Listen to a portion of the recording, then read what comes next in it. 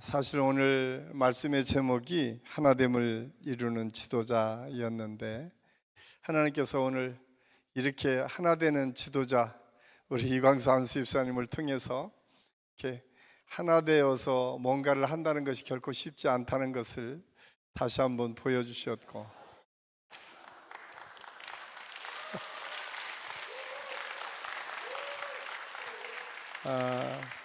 우리 안수집사님은 사실은 지금 여전히 강의하고 우리나라 이 청렴한 삶을 어떻게 살아야 될 것인가를 각 기관에 가서 늘 강의해 주시는 유명한 강사세요. 학교에서도 강의하시고 또 우리 공공기관에 가서 계속 강의를 하고 계신데, 사실 남신도 회장을 하시고 이제 늘 기쁨으로 가장 어려운 보바스 병원을 책임 맡아서 또 섬겨주시는 분입니다. 사실 우리 교회는 이런 각자의 역할을 정말 아무런 표시 없이 그냥 묵묵히 감당하는 많은 분들로 인해서 우리 교회가 이렇게 하나하나 자리가 잡혀가는 것 같습니다. 저는 이렇게 믿음으로 헌신하는 여러분의 헌신 하나하나가 하나님 앞에 크게 영광이 되고, 또 그런 어떤 헌신을 통해서 우리 교회가 더 단단해지고 더 크신 은혜를 향해서 나아가게 될 줄로 믿습니다. 사실은 우리가 점점점 개인이 더 중요한 시대를 지금 살고 있잖아요. 통계를 보나 또 우리가 살아가는 삶의 형태를 보면 젊은 사람들은 적어도 한 50대 후반, 중반 정도까지만 하더라도 학교에서 공동체 훈련들이나 공동체 의식들이 꽤 많이 있었지만, 그 이후로는 개별화되어 있고, 특히 30대 이하에서는 대부분 개별적인 삶이 더 중요하게 여겨지는 시대를 살았습니다. 사실 40대 후반, 50대 초반만 하더라도 우리나라는 학교에서 전체 모이는 시간이 있었잖아요. 지금은 저희 때는 운동장에 모여서 조례를 하고 학생들도 다 제식 훈련을 받았습니다. 그래서 5시가 되면 국기를 향해서 서 있어야 됐고, 또 우리가 원하든 원하지 않든 간에 어른들을 존경하고 사랑하는 것이 얼마나 중요한지를 학교에서 배웠어요. 그런데 지금은 그런 시대가 아닙니다. 이제 학교에서는 만약에 그런 훈련을 한다라고 하면 바로 또 문제 제기가 가서 참 어렵게 하는 시대가 지금 우리가 살아가는 시대입니다. 그러다 보니까 가정 안에서도 이런 모습이 참 자연스럽게 나타나게 됩니다. 예전에는 형제가 많이 있었잖아요. 보통 넷다섯은 일반적으로, 저희 때만 하더라도 4형제, 5형제 정도는 그냥 어느 가정이나 5남매 정도는 있었습니다. 그런데 지금은 하나 아니면 둘, 한때는 둘도 많다, 하나나 잘 기르자, 이게 너무나 잘 되어가지고 이제 하나 낳는 것도 어려운 시대를 살아가고 있습니다. 그러다 보니까 같이 사는 거에 대한 훈련들이 점점점 적어져요. 예전에는 특별히 우리가 훈련하지 않아도 생존을 알았어요. 그래서 첫째는 항상 잘 혼나고 맞지만, 둘째 이하, 셋째, 넷째는 그냥 알아서 맞지 않는 비결이 무엇인지 다 알았어요. 그래서 셋째, 넷째는 별로 혼나는 일이 많지 않았습니다. 왜냐하면 형들과 누나들이 어떻게 하는지를 보고 생존을 어떻게 해야 되는지를 가르쳐 주지도 않아도 다 알았기 때문에 그렇습니다. 그런데 어느덧 그런 시대가 지났어요. 그런데 더 놀라운 것은, 가장 큰 문제는, 예전에는 이렇듯 학교에서도 공동체 훈련이 있었고 가정에서도 공동체가 어떻게 살아가야 될지를 자연스럽게 훈련되어 줄 수 있는 환경이었는데, 점점 이런 환경이 다 없어졌어요. 사실 학교에서도 지금 같은 또래의 친구들이, 예전에는 가장 가깝게 친했던 친구이지만 지금은 다 어느덧 경쟁자로 바뀌어서 내가 쟤를 이겨야만 내가 좋은 성적을 거두고 저 친구를 비껴 세워야만 내가 더 좋은 학교에 들어가고, 이런 생각이 우리의 생각과 우리의 마음을 더 많이 차지하는 것이 오늘 우리가 살아가는 시대의 모습인 것 같습니다. 그러다 보니까 사회에서만 이런 것이 아니라 교회 안에서도 그런 모습들이 보여요. 사실 한국교회가 막 부흥하면서 가장 먼저 일어났던 것이 분반 공부잖아요. 옛날에는 작은 교회, 지금도 뭐 작은 교회 같은 경우에는 1학년부터 6학년까지 다 같이 예배를 드리지만, 언제부턴가 조금 규모 있는 교회는 다 학년별로 다 잘라요. 그러다 보니까 함께 어울릴 수 있는 시간이 없습니다. 근데 특히 그런 부분이 왜 또 문제가 되냐면, 그런 문제를 우리가 같이 하려고 하면 그게 익숙치 않으니까 불편한 거예요, 애들이. 그래서 가장 먼저 불만이 아이들 스스로, 왜 우리 학년만 모였으면 좋겠습니다 라고 불만을 토로하는 것이 오늘 우리 현대를 살아가는 우리 아이들 또 청소년들의 모습인 것을 볼 수가 있습니다.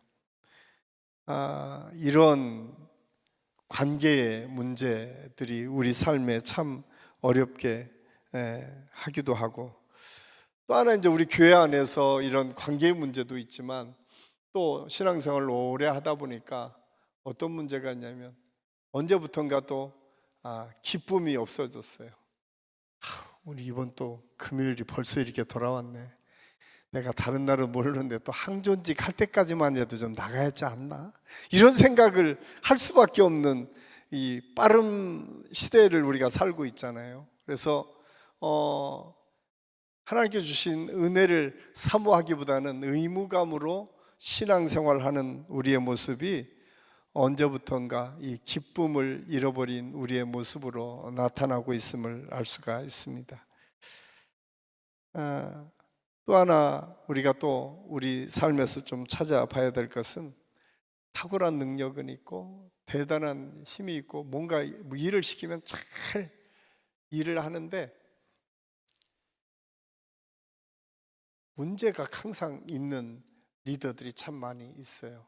왜냐하면 요즘 우리가 사는 시대에 리더의 가장 큰 핵심은 일을 잘하는 리더보다는 함께하는 리더를 선호함에도 불구하고 끊임없이 우리는 경쟁을 시켜서 좋은 성과를 내야 된다는 것 때문에 탁월한 리더를 원하는 것처럼 보여지는 시대를 살고 있다 보니까, 누구나가 성과 중심으로 뭔가 풀어가는 리더들을 보게 됩니다. 적어도 우리가 항존직하면 교회 안에 리더들인데, 우리가 좀 고민해 봐야 될 게, 이런 관계, 그리고 내 안에 이 하나님께 주신 사명의 기쁨, 또는 내가 하고 있는 일을 통해서 어떤 어려움들이 있는지, 내가 일은 분명히 잘하는데 실질적으로는 그 주변에 아무도 없는 모습들이 우리 삶에 있지는 않은가. 오늘 우리가 읽은 로마서 12장이 그런 문제가 있었던 로마 교회를 향해서 사도 바울이 말씀하고 있어요. 하나님께서 주신 은혜를 통해서 교회를 섬기는 교회, 특히 그 시대는 참 어려울 때인데, 믿음을 가지고 살아가는 사람들의 다양함 속에서 어떻게 되면 하나를 이루어갈 것인가를 고민하며 오늘 이 말씀이 선포되었습니다. 사실 이 말씀이 선포된 시대 로마는 그렇게 녹록지 않았어요. 그 시대에 많은 사람들이 타지방에서 모여서 함께 예배를 드렸습니다.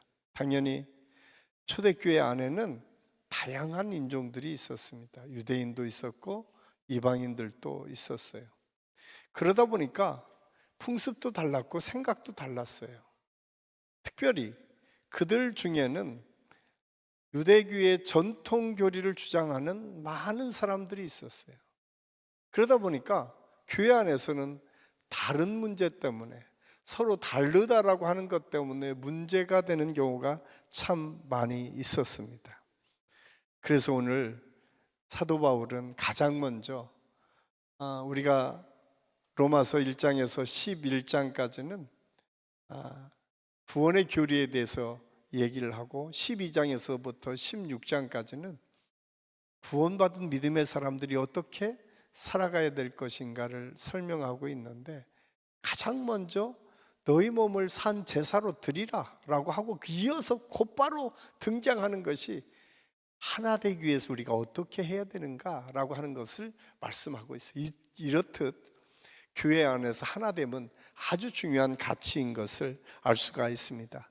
왜냐하면 교회가 예수 그리스도를 머리로 한 몸이다 라고 하는 오늘 이 표현을 통해서 우리에게 말씀해 주고 있습니다. 오늘 우리가 읽은 4절 5절 말씀 우리 다시 한번 읽겠습니다. 우리가 한 몸에 많은 지체를 가졌으나 모든 지체가 같은 기능을 가진 것이 아니니 이와 같이 우리 많은 사람이 그리스도 안에서 한 몸이 되어 서로 지체가 되었느니라. 아멘. 그러니까 우리가 한 몸이라는 거예요. 한 몸이다 라고 하는 것은 예수 그리스도를 머리로 고백하는 믿음의 사람들은 한 몸으로 연결되어 있음을 말씀해 주고 있습니다. 그런데 이 시대 이 로마서가 쓰여졌던 그 로마 제국은 굉장히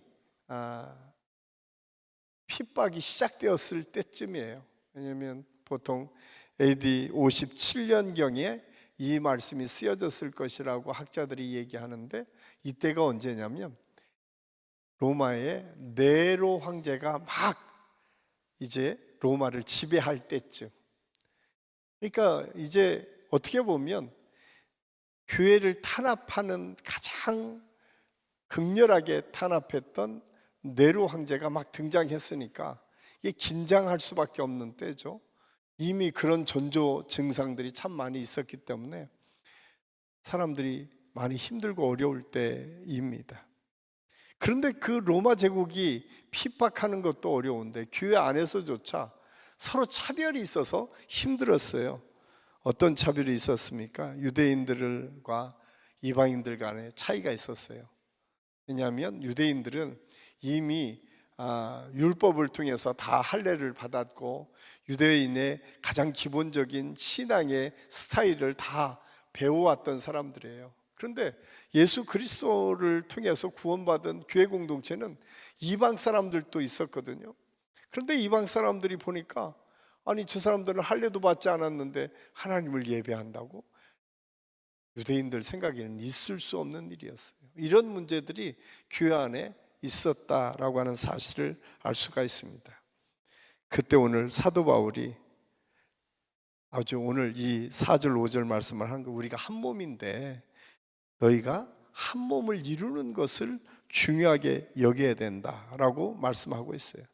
여기에 우리는 아주 중요한 메시지를 받습니다. 하나는 교회도 세대 간의 차이도 있고 신앙의 경력 차도 있고 생활의 방식에 여러 차이가 있는데, 심지어는 어떤 차이냐면 예배 스타일의 차이도 있어요.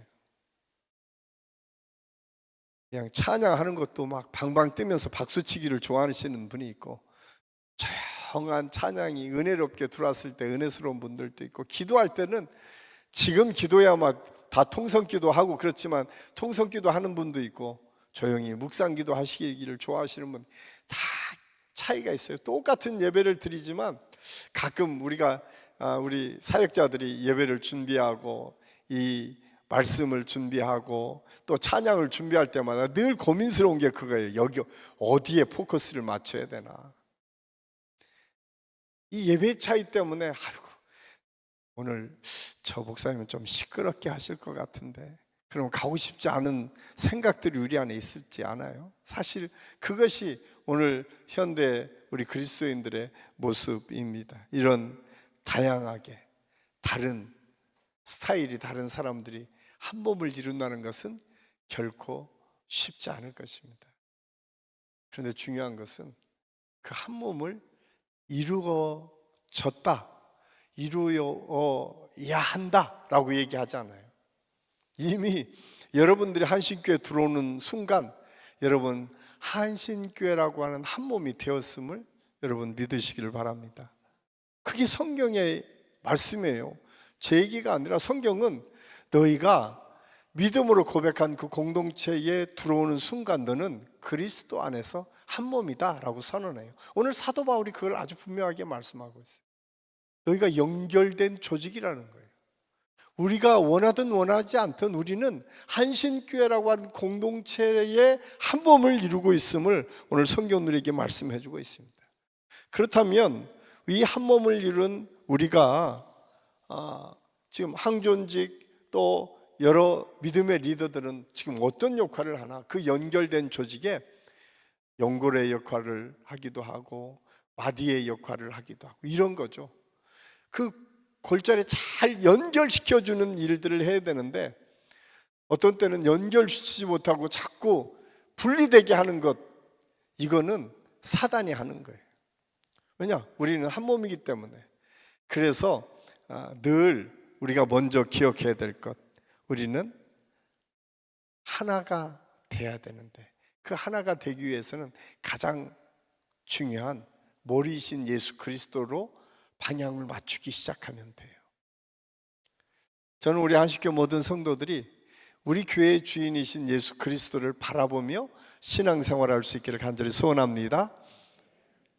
여러분, 우리가 말씀을 증거할 때도 마찬가지고요, 우리가 사역을 할 때도 마찬가지고요, 우리가 어떤 일을 할 때도 우리의 바라봄, 초점은 예수 그리스도에게 초점이 돼야 돼요. 제가 담임 목사로 제일 잘할 수 있는 것은 여러분 저를 보면 저의 생각이 아니라 예수님이 보여줄 수 있어야 돼요. 예수님이 보여줘야 우리는 하나가 될 수 있어요. 여기에 목사가 보여지고 장로가 보여지고 권사가 보여지고 집사가 보여지기 시작하면 그 다음부터 패가 생기기 시작해요. 그 사람이 담임 목사라고 해도 마찬가지예요.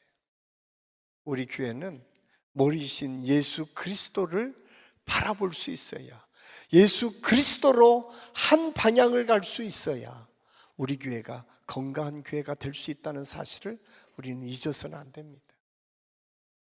그래서 우리 믿음의 리더들, 항존직을 갖고 있는 모든 사람들이 관심 가져야 될 것은 나침판처럼 우리를 보면 예수 그리스도를 집중하도록 바라볼 수 있도록 만들어가는 것, 이것이 우리 교회의 가장 중요한 믿음의 리더들의 모습이어야 된다는 사실을 우리가 알 수가 있습니다. 두 번째로 오늘 성경에 보니까 은사는 다르지만 목적은 하나가 되어야 된다라고 말씀하고 있습니다. 6절, 8절은 여러 가지 은사에 대해서 말씀하고 있어요. 그런데 이 은사의 가장 결론은 하나죠. 교회를 더 건강하게 세워가는 일입니다.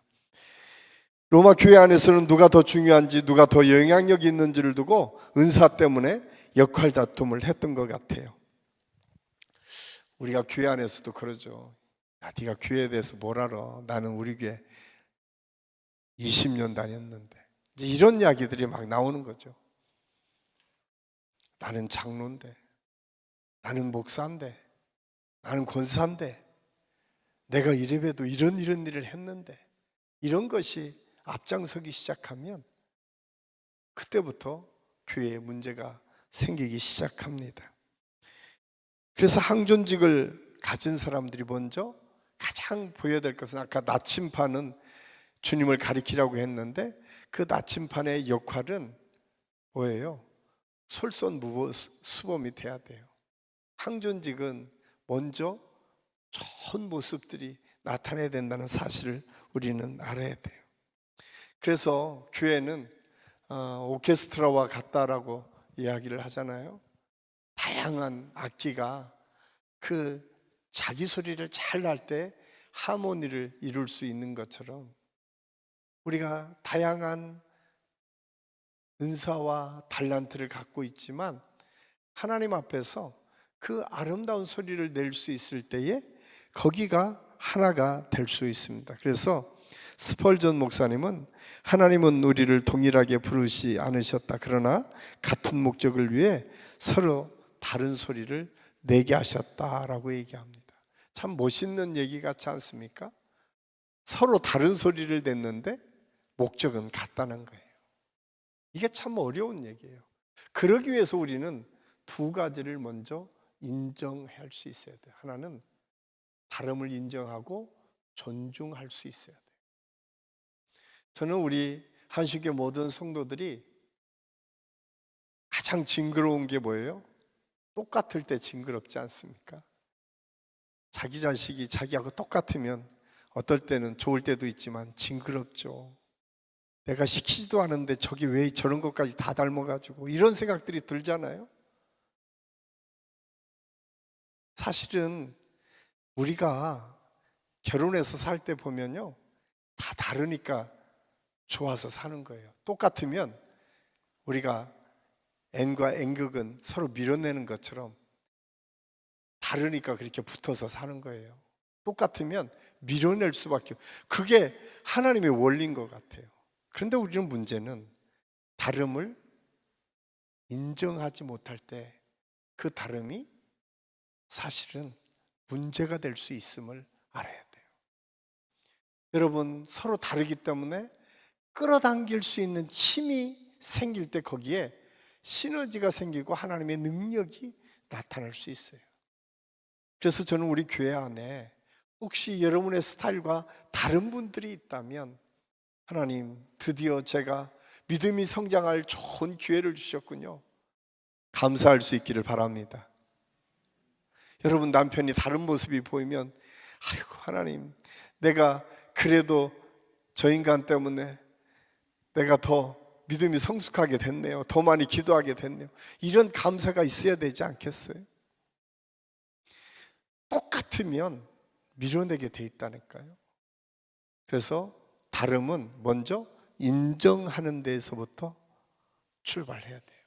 두 번째로 다름은 존중해 줄 수 있어야 돼요. 존중해 주면요, 다름이 탁월함으로 바뀌어질 수 있어요. 여러분, 여러분의 수준으로 그 사람을 판단하고 여러분의 수준으로 그 사람을 깎아내리지 마세요. 하나님께서 다양한 은사를 주신 것은 거기에 걸맞게 하나님께서 사용하시기 위함임을 우리가 알아야 돼요. 교회가 다 조용한 사람만 있으면 그게 어떻게 되겠어요?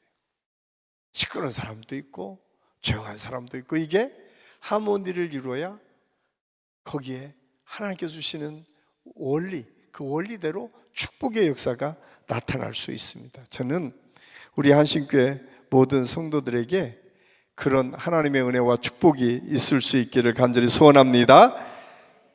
마지막으로 하나됨을 이루는 지도자는 은혜의 리더십을 통해서 세워지는데, 제가 한 20몇 년 전인가 우리 청목연에서 쓴 리더십 강의할 때에 그때 이제 제가 쓴 챕터 중에 리더십 챕터가 사람을 세워주는 리더십이라고 하는 제목을 한번 쓴 적이 있어요. 저는 우리 교회가 그랬으면 좋겠다라는 생각을 합니다. 우리 교회는 한 사람 한 사람 돌아보는 사람들이 한 사람 한 사람 들어올 수 있도록 세워주는 리더십이 우리 교회에 있었으면 좋겠다. 제가 언젠가도 한번 말씀을 했던 어떤 권사님, 그 권사님은 그 교회를 처음 시작하시면서 목사님과 함께 했어요. 그런데 그 권사님은 경상도 분이세요. 말이 굉장히 투박하세요. 그런데 투박한 경상도 사투리에 눈빛이 선하고 아름답고 인자하면 그게 더 매력적이에요. 이걸 꼭 기억하세요. 여러분의 말씨가 아주 투박한데 인상까지 안 좋으면 정말 안 되잖아요. 그런데 말은 아주 거친데 인상이 아주 좋잖아요. 그러면 그게 매력이 된다니까요. 제가 어느 날 그 권사님을 보고 그런 감사를 느꼈어요. 어느 분이, 제가 이제 그때 부교육자로 사역을 했는데, 제가 새 가족이어서 병원에 갔는데 저보다 먼저 왔다 간 분이 있다는 거예요. 그 권사님이세요. 새 가족이었는데. 그런데 그분이 그런 얘기를 하는 거예요. 목사님, 저는 그 권사님만 보면 예수님이 생각나요. 그때가 언제냐면 IMF 때예요. 제가 안산이라는 지역에 사역을 했는데요, 다 도망갈 때였어요. 다 무너져서 왔어요. 그래서 자기를 바라보는 눈이 다 이상했대요. 저거 망해가지고 이랬는데 그 권사님이 자기를 바라볼 때에 자기가 다시 살 소망을 가질 때, 그래서 권사님이 그런 얘기를 했다는 거예요. 힘들 때도 있지, 괜찮아요. 기도해서 하나님이 또 기회를 주실 거예요. 그런데 그 한마디가 다른 사람의 이야기가 아니라 예수님의 말처럼 들려졌다는 거예요. 그래서 자기는 확실히 주님이 계시다는 걸 믿겠다는 거예요. 여러분, 말을 많이 하거나 이래서가 아니에요.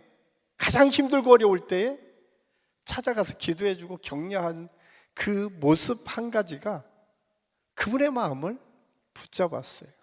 근데 사실 그 교회는 상당히 많은 분들이 그분의 그런 헌신과 기도를 알고 세워진 교회이기도 해요.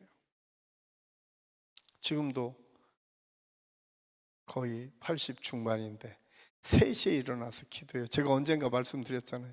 권사님들 꼭 기억하세요. 그 권사님은 처음부터 지금까지 새가족 이름을 다 갖고 있어요.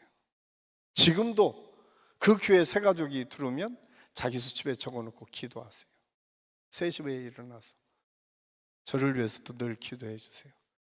여러분, 리더라고 하는 것, 은혜로운 리더는 도대체 어떤 리더가 은혜로운 리더일까?